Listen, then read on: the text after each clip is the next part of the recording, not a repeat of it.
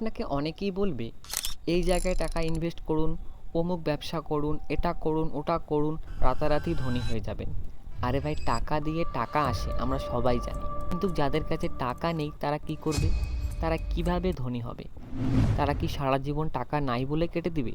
এই বিষয় নিয়ে কেউ কথা বলে না, তাই আমি ভাবলাম আজকে এই টপিকের একটা ভিডিও বানাই। তো দেখুন, আপনি নিজেই নিজেকে প্রশ্ন করুন তো, যে আপনি 10 থেকে 20 হাজার টাকা ম্যানেজ করতে পারবেন কি পারবেন না? অবশ্যই পারবেন, কিন্তু আপনি এখনও কিছু করতে পারছেন না কেন?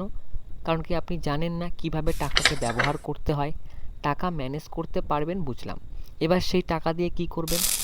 টাকা যদি আপনি ব্যাংকে রাখেন বা বাড়িতে রাখেন, তাহলে কিন্তু টাকা বাড়বে না, টাকা দিনের পর দিন কমবে। তাহলে কি করবেন? ইনভেস্ট করুন। কিন্তু আমি তো ইনভেস্ট সম্পর্কে কিছু জানি না। নো প্রবলেম, কিছু টাকা দিয়ে ইনভেস্ট করার কোর্সে জয়েন করুন।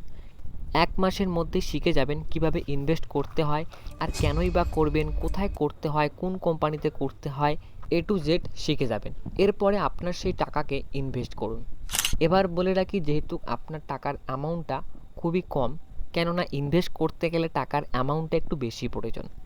এই অল্প টাকা ইনভেস্ট করে আপনি যদি ভাবেন 1 মাসে আমি কোটিপতি হয়ে যাব, তাহলে আপনি ভুল ভাবছেন। এই অল্প টাকা দিয়ে আপনাকে টাকার অ্যামাউন্টটাকে বাড়াতে হবে। এতে কি হবে? আপনি অল্প টাকায় শেয়ার মার্কেটিং শিখতে পারবেন। বেশি টাকা দিয়ে শেয়ার মার্কেটিং শুরু করলে আর কিছু না জানলে আপনার টাকাটা পানিতে চলে যেতে পারে। অল্প টাকায় রিস্ক কম। আর আপনারা বলেন আমার কাছে টাকা নেই, কিভাবে শেয়ার মার্কেটিং করব? এবার জানতে পারলেন তো, শেয়ার মার্কেটিং করতে পারবেন না, সেই অল্প টাকা দিয়ে ভালো ব্যবসা শুরু করুন। আপনি যদি আস্তে আস্তে সামনের দিকে না যান, তাহলে আপনি জীবনে কিছুই করতে পারবেন না। বড় কিছু করতে গেলে রিস্ক নিতে হবে। আপনি তো প্রথমেই বড়সড় রিস্ক নিতে পারবেন না, আর প্রথমেই নেওয়াটাও উচিত নয়। অল্প অল্প করে রিস্ক নেওয়া শিখুন, এতে কিন্তু দেখবেন আপনি জীবনে বড় কিছু করতে পারবেন।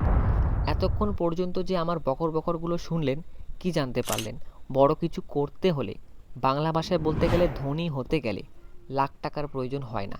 হ্যাঁ, টাকার প্রয়োজন হয়, কিন্তু এমন টাকারও প্রয়োজন হয় না যেটা আমরা ভাবি। আমরা অনেকেই চাই একদিনে আম্বানি আদানিদের সঙ্গে মিটিং করতে, তাহলে কি হবে? তাহলে হবে না, আস্তে আস্তে সামনের দিকে যেতে হবে। তো